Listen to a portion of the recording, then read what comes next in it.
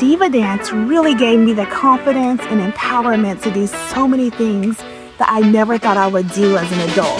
Just having the space to just build your confidence, you are going to want to be a part of it. This is a happy place for me, and I'm back in a happy place.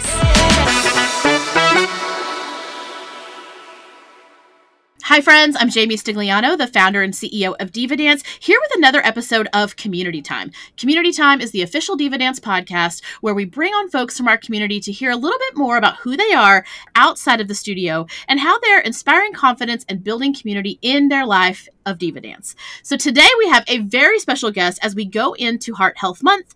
We have Dr. Jess Kennard, who, y'all, I'm so excited about having Jess on because she came to me and said, I want to talk to the DivaDance community more about women's health, about sexual health, reproductive health. And I said, well, what about heart health? She said, that's part of the person's body. I can do it. So that's what we're going to talk about today. Jess, drop your credentials for us. Hey, everybody. I'm so honored to be part of this, and thank you so much, Jami, for this opportunity.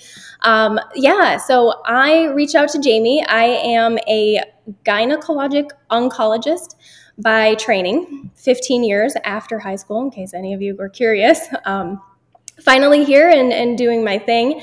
So I take care specifically of women with diagnosis or suspected diagnosis of GYN cancers. So I did OB/GYN training and then I did specialty training in the cancer field. So as I got on board with DivaDance and people in class would find out that I was a doctor, I'd also often get some curbside consultations and what do you think about this? And periods are really heavy, and so they're talking about these things and asking me my my advice, and then slowly over time I kind of started to develop this idea, like I would love to speak to all the women and all the people of DivaDance and shed light on these topics that I feel like women and everyone don't really know a lot about. We don't have a great understanding of how our bodies function.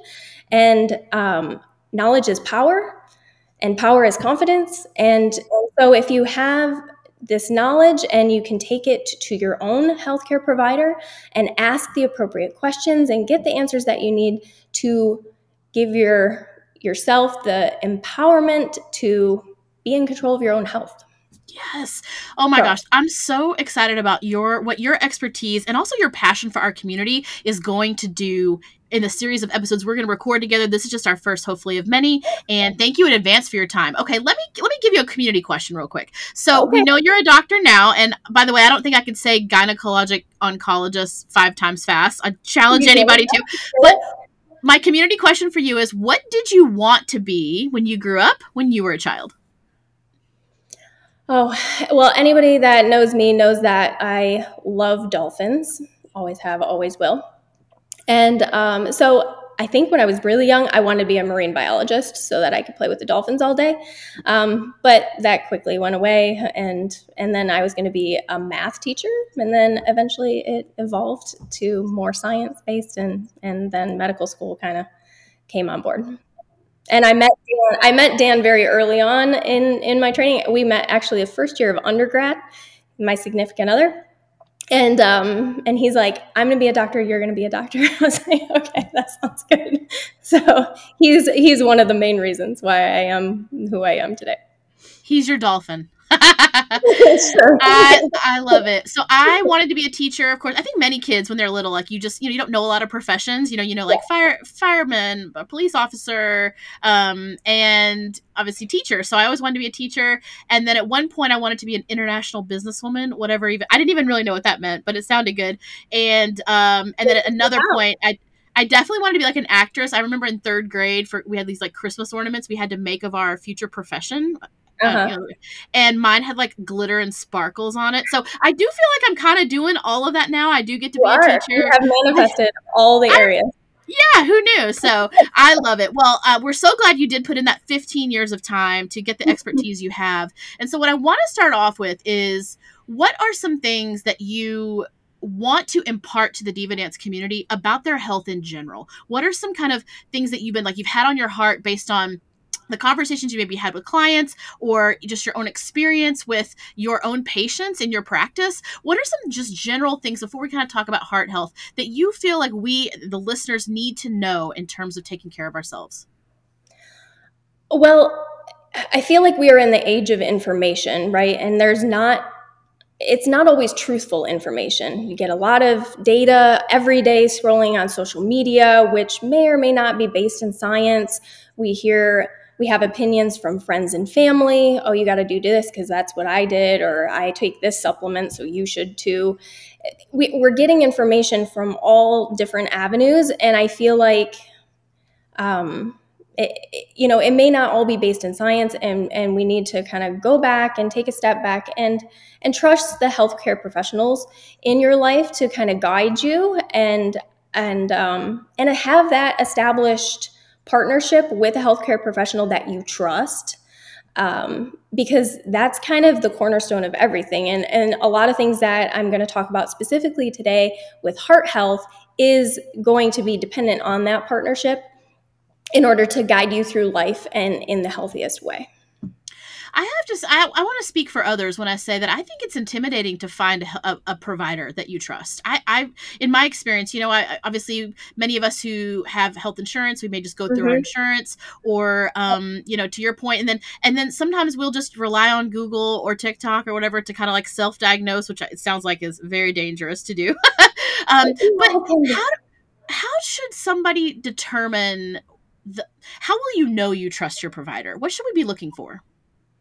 I think it's more of a sense of comfort and at ease. And if you leave your appointment feeling like you really connected and that you understood and comprehended everything that doctor was giving to you, and you had the opportunity to have open communication, you got the questions answered that you wanted to, you didn't feel rushed, and you feel comfortable with the plan that you have moving forward, I think that's the key. And that's what I try to do in my everyday practice. And I mean, I've gotten feedback where they're like, wow, you're the first person that's really sat down and explained this to me. Like, I didn't even know what was going on with my body or why I was having these things. And so now it makes so much more sense. It just it takes someone who wants to listen and who actually has a passion. We know people go into areas of life not for the right reasons. And so sometimes it is by trial and error until you find that relationship. What are some things we could do to prepare to get the most out of a visit to our provider? Because I really try to keep a little list of things I want to ask them or notes I have. But sometimes I don't know what I don't know about my own body and my own health. So any suggestions on what a patient could come into your office and what they should do to prepare so that you can give them the best experience possible as well? Sure, absolutely. I think it depends on the reason for the visit in general, but if it's just a checkup and a well visit, I would keep I would have questions prepared. I think that's fantastic. I would keep the questions broad, like, I am this age. At this age, what specific tests should I be having for surveillance? What vaccinations are recommended for my age group, and what physical and social and mental care should I be seeking? So it's very broad, and it gives the doctor the opportunity, or the other healthcare provider, PA, nurse practitioner, the opportunity to kind of answer that open-ended question, and maybe it will give you nuggets of information you weren't even anticipating. Ooh, those are really good. And what would you say to someone who might feel awkward or embarrassed? I mean, I'm sure as a doctor you have seen it all. So just because sometimes I ask my esthetician this, and I'm like, oh, I'm sorry, I didn't, whatever. She's like, girl, I've seen everything. So yes, have you seen everything? Is there anything we should have, for folks who maybe are feeling a little bit that can surprise me at this point in my career. So just ask the question. You will not know the answer until you ask the question. And that's what we're here for. Oh, I love that. Yeah, and I feel like I've asked a couple of questions of my provider in the past that I've started feeling a little awkward about when I asked, and they were totally actually happy that I asked. It was so well received. So we never feel awkward about it. This is great advice, because what I want our listeners and our community to hear is just taking these small steps to take care of yourself, to getting those preventative things done.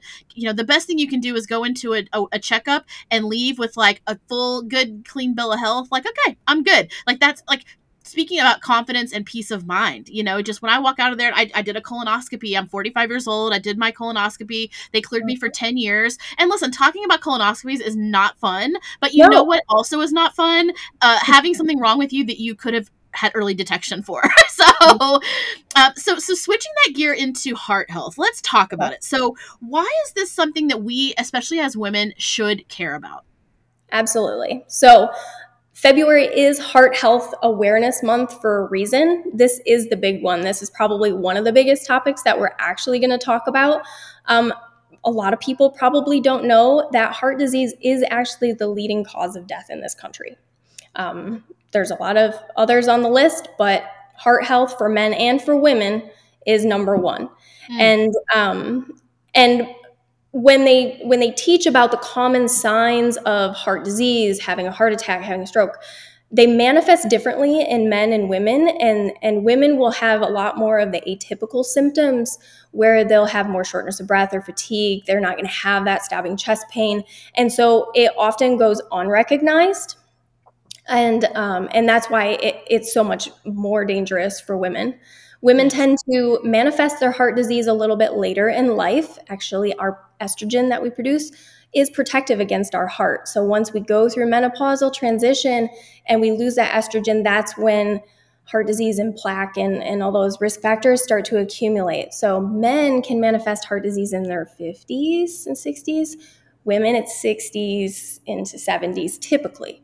But our population is changing, right? The obesity pandemic in this country, the diabetes and the overweight, it's all kind of shifting that age range a little bit younger. So a lot of the folks who come to our community are, let's say 27 to 45. I always put whatever age I am is always the top number I list on our age range of our community. Okay, so for those folks, sometimes it's easy when we're quote unquote young to think that you have plenty of time, or I'm healthy, or I'm all good. What would you say to folks who feel that way, maybe? Well, and we'll go through, I'm going to kind of go through stepwise some of the risk factors that we should talk about and hit on, and you'll find that you don't know until you know. There's all these risk factors that may be present in the background that you're not even aware of are a problem until you go and get tested. High blood pressure is called the silent killer for a reason. You don't even know that you have high blood pressure unless it's astronomically high and you start getting headaches and symptoms. But like a smoldering blood pressure of 150, you're probably not going to have symptoms of, and that is one of the number one causes of heart disease in the long term. Cholesterol, diabetes, you're not going to know these things until you get your numbers. So I'm so glad you just said that, because for those who have been following kind of my journey, last January, I made the resolution that I was going to run my health like a business. And as a business owner, that means I have to know all my indicators. I have to know my numbers. So when I run DivaDance as a business, I'm looking at revenue, profitability, how many new members there are, how many leads come to class. Like, we have a whole list of KPIs that we measure almost daily, we look at. And I realized that I really wasn't doing that for my own health. And I was seeing the impact of that, even though I didn't fully realize it. So I was feeling more fatigued. And I'd created a narrative of like, oh, well, I'm a tired mom. Moms are supposed to be tired. And then, I've seen some other things. I was having I wasn't quite as nimble as I was. And I was like, well, I'm getting older. That's why. Or, I was having a little shortness of breath here and there. And I'm like, oh, it's just because I put on a little baby weight. I haven't been able to take off. But when I did a full 100 biomarkers. I mean, probably a little more than I need. And we're going to hear from you in a second about what people truly need to test for. I learned that I had early stage heart disease and that I had, I was pre-diabetic. And on one hand, I was like sad because I'm like, oh, I'm so mad at myself. I should have done this and that when I was younger. But I actually felt empowered and confident in what I needed to do. Exactly. So what are some of those basic things we need to keep an eye on? Like, if we were going to go and do some blood work or get a sense of some of our, I don't think people need 100 biomarkers. I'm an overachiever for life. What are some of those tests folks listening should do to just check in? Sure. So risk factors that we really don't have control over are our age, and we know that over time, heart disease can manifest as we age. The other is family history. So you really need to get your family tree outlined, figure out if you have risk factors for heart disease, stroke, diabetes in your tree, so that you can know and be more aware that maybe you need to start this monitoring process earlier than the average person. Smoking, don't do it. Just don't do it. Who smokes in 2025? I'm sorry. If you're listening, come on. True, but marijuana and vaping. True. It's not the tobacco and the carcinogens necessarily, but it does create an inflammatory response in your lungs, and chronic lung damage actually can lead to heart disease because it causes pulmonary hypertension. Okay. So it's not just cigarettes, which I know, are not that common. So do what you can to kind of nip those habits in the butt if you can. The next ones are the ones that you go to your healthcare provider for monitoring. Blood pressure. You have to check your blood pressure. Even if you're not going to the doctor's office to check your blood pressure, someone in your family probably has a blood pressure cuff at home. You can go to like Walgreens and put your arm in the little sleeve. When I was a little kid, a kid, I would do that, and I thought it was so funny. I'd be like, my arm! But now I'm like, oh, okay. It's really tight. Yeah. So your blood pressure, you should have a target blood pressure of less than 120 over 80. Got two numbers, top number, bottom number. The top number is the more important number when it comes to risk factors for heart disease, but you should shoot for 120 over 80. So if you're consistently recording values that are higher than that, then you need to get into the office and figure out, is there a reason why? Sometimes hereditary wise, we just get high blood pressure. Yep. Sometimes it's environmental. Sometimes it's your salt intake, dietary intake, alcohol level, I heard a lot of things in that list that you can control. So that's actually, I think, very empowering to be like, and that's how I felt about the results I got back. It was, definitely I have some hereditary things in there that I need to keep an eye on, but so much of it is in my control. And for those listening who know me well, know I'm a control enthusiast. So to be able to control some of those things is actually really exciting, and to be able to impact yourself. Okay, I love it. Keep going. Yes, exactly. And then I mentioned before cholesterol and diabetes screening. So those are kind of the minimum. And the recommendation from like the CDC and the American Heart is to start this type of screening at the age of 25 or 30. So the majority of the people in DivaDance are in this age group where they should start considering doing this. And it's just a simple blood test. It's just a lab draw. The cholesterol, when you check it, and your fasting sugars, this should be a fasting lab, meaning nothing to eat or drink for at least 8 hours prior to the lab draw, except for water. This is some serious adulting shit right here. Like if you're not taking care of your health and like getting all your things measured and just keeping an eye on your health, that's just irresponsible at this point, because there's so many things that we can prevent and we can keep an eye on, and we can impact now, especially the folks in our community. We're young. Let's do something about it now. So thank you for sharing those practical tips. And by the way, in my experience, and I'm not an insurance expert, but typically like an annual physical, there's not even like a copay for it. I mean, depending on what your insurance is, of course, but you can get, what would you say to somebody? Yeah, I mean, this is all, like I said, when you go in and you ask that open-ended question, what test should I be getting at my age? All of this is covered in a comprehensive well exam. Oh, I love it. I love that. At the beginning of this year, I made the declaration to start running my health like a business. This meant knowing my numbers, being more strategic, creating better systems, and setting and working towards even bigger goals. And most importantly, modeling the way for everyone around me. My goal is simple: to have as many healthy years ahead of me as possible, especially ones where I'm with my kids and where I'm teaching and taking as many DivaDance classes as I can. After a series of blood work and a recommendation from my provider, I've called in a little extra help with my specific health goals by partnering with Hers Weight Loss to make the journey a little more efficient. Are you maybe interested in doing the same, but need a little inspiration or motivation? See what I did there? Be sure to follow my journey on socials, and if you're ready to explore if this is right for you, head over to DivaDanceInspireandBuild.com for more info. Okay, so what are some things, let's say that we get some results back that we're kind of like, not feeling as good about, or we actually get good results back and we want to maintain some of our lifestyle things. So you mentioned no smoking, you mentioned some of the other things. What are some other basic things that we need to do to just keep our hearts healthy? Well, we can delve really deeply into diet. And it's about making smart but sustainable choices, right?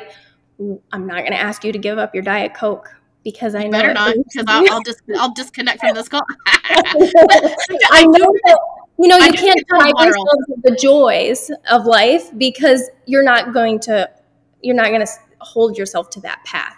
But you can make minor adjustments in your day-to-day habits.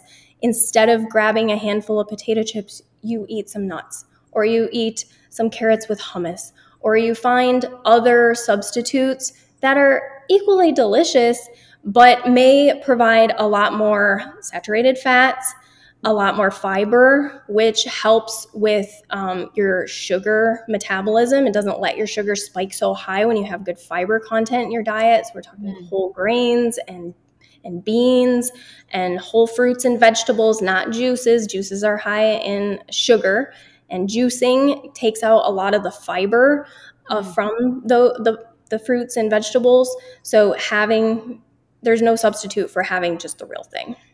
So what you're a lot of what you're sharing on diet and the food we take in, it's not like we don't know, like sometimes when I actually met with a nutritionist recently and I prefaced the meeting by saying, it's not like I have no idea what is, lean protein and fruits and vegetables. For some of us, it's just, there's two things in my experience. It's preparation, planning ahead and making sure I have healthy snacks at the ready. And two, it's mindset. Listen, I love chips and queso. I love brownies. I love donuts. I love all that stuff. But if I take the emotion out of it and I look solely at the ingredients and what the composition of the item is, I know that that's not going to impact my numbers the way I need it to. So it doesn't mean I can never have a brownie, believe me, or I can never have whatever it is. You don't deprive yourself of that. Everything in moderation. You have to allow yourself to have those little joys. You just have to do it in a controlled way. You can't substitute a brownie for a salad. Well, every time. Maybe sometimes, but not all the time. Not all the time. Let's talk about the activity part of heart health. Obviously, we know if people are listening to this and they come to DivaDance, they know how fun it is to get your heart racing. But how often should people be, what should a fitness, I know it's not the same for everybody, but in your experience, what is kind of the amount of activity we should be doing for our cardio health? Yep. So that's the other thing, diet, and then there's exercise, and then we have one more third thing that we'll talk about in a second. Across the board, just the standard person, the American Heart Association recommends 150 minutes of light to moderate exercise a week, which equates to about 30 minutes 5 days a week. Okay. And you can even substitute doing 25 minutes of more vigorous 3 days a week. And the difference between moderate to vigorous activity is all dependent on your heart rate and how out of breath you get. So in reality, it's 3 DivaDance classes a week because depending on the instructor, my classes are definitely, everybody's classes are high cardio. And so when I'm looking at my little Apple Watch, how do I know heart rate? I'm in a good zone or I'm getting wild? Well, it's all dependent. It's kind of a mathematical equation. It's based on your age. But majority of the time, anything over a heart rate of 150, which I feel like is most of us in a DivaDance class, is considered vigorous exercise. They say the rule of thumb is the talk test. They say in moderate intensity, you should be able to speak in a full sentence. So if you were to go for a walk, an intentional exercise walk down the sidewalk, you could probably on your headphones speak to someone and have a conversation, right? But a vigorous intensity workout, you should be so out of breath that you can only say a couple words at a time. Or you're lip singing because you can't actually sing along to the song while you're dancing. Or in our classes, you have enough breath to say, gat, gat, gat, gat, gat. Or, that's it. Yes. I don't know how you instructors do it. I don't know how you talk. and cute. For me, it's adrenaline. Like, I'm just so jacked, and it's listen, DivaDance classes, it's a chemical reaction is really what I call it. Like, it's like my body just does it, and it's like it also creates such joy that the joy is like fuel back in the tank. Like, I'm just so happy that it's like really the term of chasing highs. Like, all throughout our classes, I'm just like chasing that, like that elevation. So, okay, so the message here, friends, the person that's in next to you in the class. Absolutely, especially especially with our new nonstop class. So that's 45-minute nonstop dance party. We're really excited about what that's going to do for folks and keeping their activity going. So I love it. Now, definitely will fall in the vigorous. So one thing we didn't talk about, and obviously this is not what we do here at DivaDance, but maybe someday, which is strength training. So I'm super into making sure I have strength and I have strong bones and muscles. And sometimes folks listening may be thinking like, well, I don't want to get bulky. I don't want to get all muscular. Talk to us about the importance of lifting weights sometimes. Yeah. Well, it's just like we talked about in diet. It's everything in moderation. You have to have a good balance. And so there is such a thing as doing too much cardio. You can overtrain in cardio, and your body will start to tell you if you are overdoing it. If you're in a state of net loss, meaning you're burning so many calories more than you're taking in, you will start to get fatigued. Your body will be stressed out. You will be sore. You'll be stiff. And it actually then starts to work against you because your body goes into this fight or flight or stress response mode. And then you start actually storing calories in the form of fat. And it's actually doing the opposite of what you're intending it to do. So everything is about balance. You should get the moderate intensity cardio for 3 to 5 days a week, depending on the level and depending on your fitness level too. I mean, you can't go 0 to 60, right? You can't just January 1st, I'm going to start this journey where I'm going to work out 150 minutes a week. You make goals and you work progressively up to it, and you allow your body to have that rest and recovery in between. But strength training is essential, actually, to your overall physical health. Not only does it build like lean muscle mass, you're not going to bulk up. It takes a tremendous amount of supplemental protein and sometimes hormone supplementation to get really bulky. You will not bulk up. Lean muscle mass increases your body's metabolism, so it increases the amount of calories you're burning at rest. It stabilizes your strength and your balance. It gives you coordination, and it also is essential to your bone health. And that's especially important for us as we get older. Once we go through menopause and we lose the hormones and the estrogen, we become at really high risk for osteoporosis. And so strength training is stressing out the bones in a good way to help build and remodel the bones to be stronger rather than thin and brittle. You're talking to me on a day where I'm super sore from doing back squats and front squats at my strength training gym. And but you know what? It feels so good. It's like a good soreness because I know I'm like doing something good for my body. And speaking of KPIs, a year ago, this is why I'm so passionate about people tracking what's going on in their bodies, because a year ago I tracked my body fat, and I have no problem saying this on the podcast. I was at 41.9% body fat, and which is, high, but who cares? So now, after a year of consistent strength training, teaching more, dancing more, and being just a lot more mindful of my food choices, I'm at 35.9%. And so tremendous. And you know what? By the way, I haven't even lost that much weight. I mean, I have lost weight. I've lost, but for people listening, you know that my journey has not been about like, I need to be a thin person. I'll never be a thin person, but I want to be a person that lives to 100. And so, which means I need healthy bones. I need healthy organs. So, that's why I'm so passionate about measuring where you're at. Right. When you change the composition of your body, it's not just the physical that you're going to manifest. It's going to change so many things about you. It's going to boost your mood, boost your confidence. It's going to trigger better sleep hygiene, better sleep habits. When you burn calories in the day, you're fatigued and your body needs rest. And so you'll get better quality sleep, which translates into better energy levels the next day, which will make you more productive in the next day, more energy. And it eases your anxiety, which kind of leads me into the last and final one that you can do for your heart health is stress. We all have it. I have no stress. Yes, Yeah.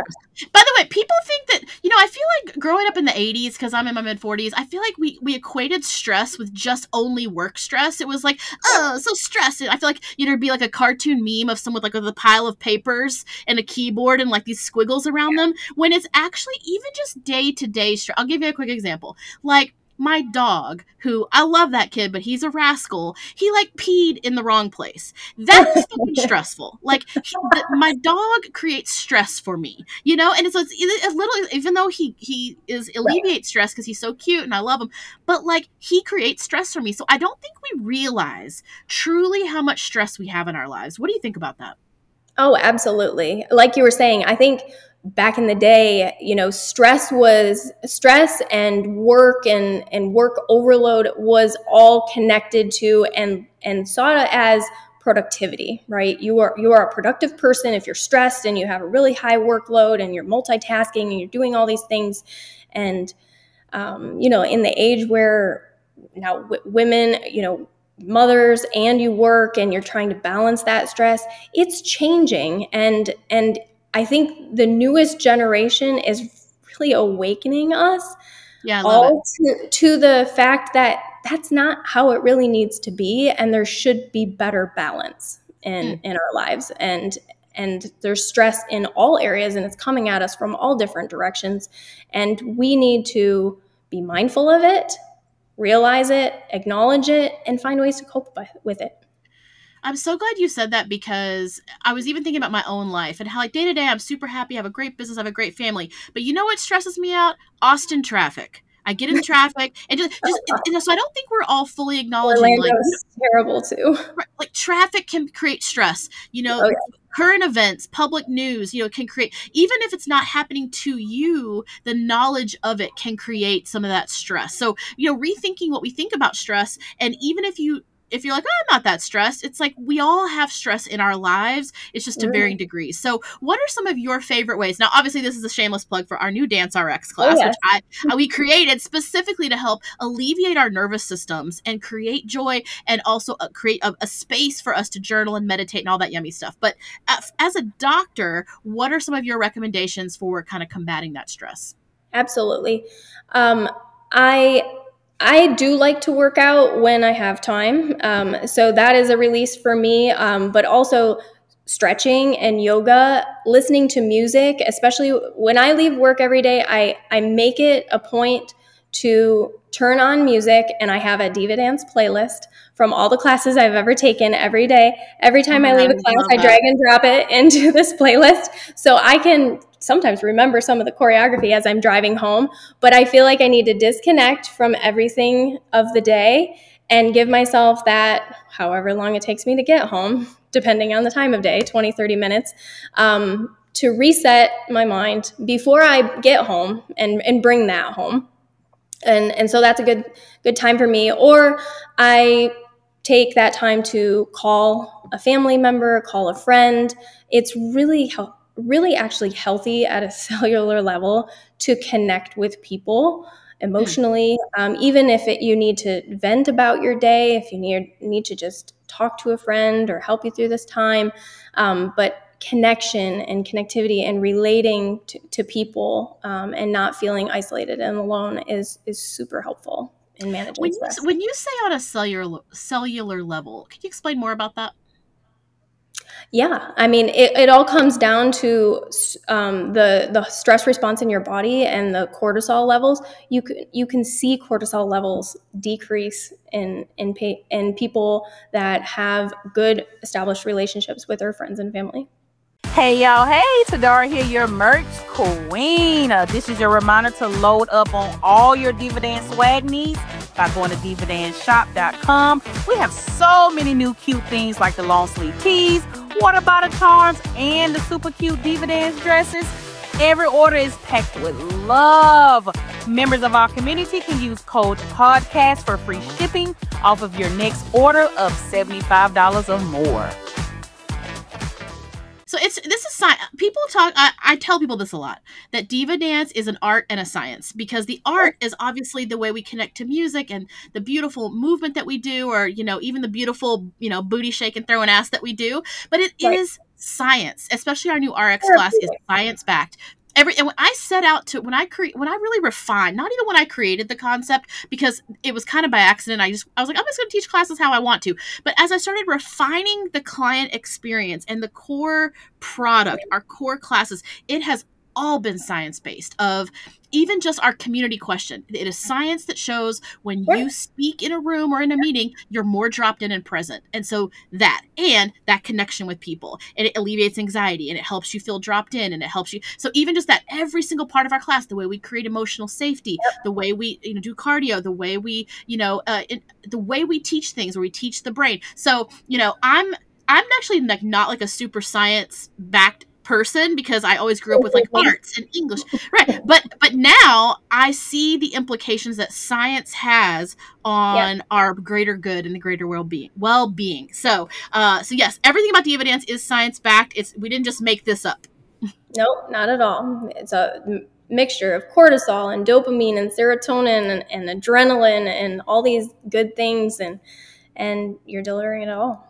And I can't wait to take a DanceRx class, besides the one I took at Slaycation, which was fantastic. You're going to love it. Well, and for those listening, Jess has been a proud member of our community for several years. She's performed at Slaycation. So this is what I love about this podcast and just our community in general. It's getting to know people outside of the studio, and that's what we're really hoping to do, to add more value to our community, and they can see like what all we do out in the real world that we then bring into the studio. So, well, Jess, we're going to be talking about a lot more things to come. Why don't you give folks a couple little teasers of some things that we might be, tapping you for as an expert on? Oh, yes. So, yeah, just to have this space to share my passion with y'all and be able to talk about topics that maybe you would have curbsided me if we were in the same DivaDance class. But things like your periods, pap smears, abnormal bleeding, endometriosis, fibroids, menopause. Why do we leak urine when we're jumping in DivaDance? That happens to me 100%. Sorry, everybody. Sex and having healthy sex life and all sorts of things, how to navigate menopause. So, and also we'll talk, a lot of these things are catered to women because that's what I do and that's what I'm passionate about, but we can talk about other things that are also gender neutral, with like osteoporosis and kidney disease and diabetes. And every month has its month. There's a lot of cancer awareness months too, that obviously cancer is another arena that I'm passionate about. So we can touch on all the different types of cancer, and are there screening tools for that particular cancer? Should those be on your radar? Family history, genetics, those types of things. Oh my gosh. Well, I'm so grateful to you for raising your hand and speaking up about your passion for this. And I just think this is going to make a big impact on our community. I am absolutely just zeroed in on adding value to our community's lives, even beyond just the fun that we have in our classes. How can DivaDance be something that adds value to folks forever? And I can think of nothing better than us doing that by taking care of our health, and so we can all dance together until we're super old, but while we're still very capable, and our bones work and our bodies work and our minds are sharp. So thank you in advance for your contribution to our community. And if you have a topic that you want to hear, those of you listening at home, that you want to hear Jess talk about, let us know. Yeah, let us know. And if you're not part of our Inspire and Build broadcast channel on Instagram, please jump in there. We're going to be featuring some extra, different tips and tricks and insight information from Jess and some of our other experts that are going to help you thrive even outside of the studio. So thank you, Jess, so much. I can't wait to see you again at Slaycation this year. Can't wait to keep dancing with you, hopefully for many, many years to come for all of us. Absolutely. And launching Orlando. Yes! That's exciting too. Amazing. Thank you for being on. This was great. Thank you so much.